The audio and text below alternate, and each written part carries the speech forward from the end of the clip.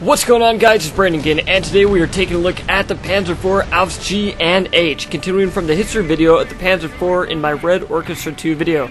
So just to quickly recap, the Panzer IV Ausf F2 was renamed the Panzer IV Ausf G in 1942. It just basically had further modifications applied to it.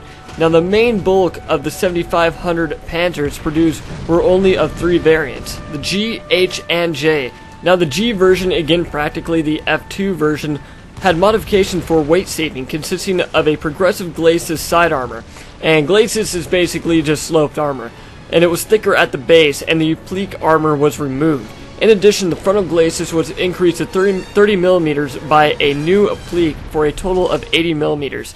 This was a now sufficient armor to combat the fearful Russian 76.2 millimeter armor piercing cannon and the medium velocity 75mm cannon. In 1943, Hitler ordered that only half of the Panzer IV Ausf Gs receive the upgrade, and later on the already manufactured other half would be upgraded.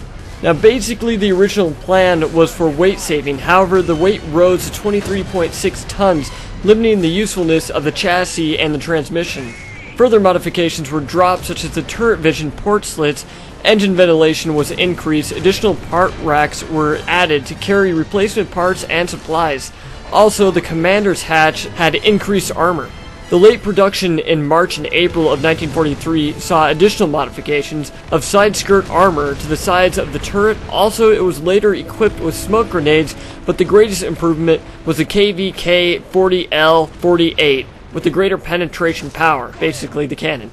But that basically sums up the G version. G version of the tank is really good, but I do like the H version more because of the side-skirted armor. It does allow more protection, so let's go ahead and move right into that.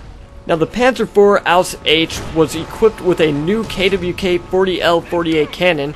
Removal of the whole side vision plates were also gone for easier production. The H also received a new transmission along with a new radio system, and most importantly, it received the Maybach HL120 TRM engine with 260 horsepower and 2600 RPM.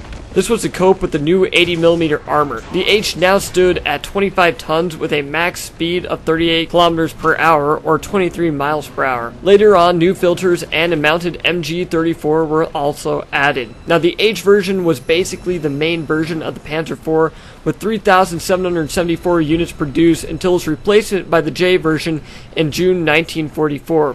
I will talk about the J version later on if they add it, but for now we'll just kind of keep that under wraps. But anyway, guys, that pretty much sums up the Panzer IV Ausf G and H, some of my favorite tanks from World War II.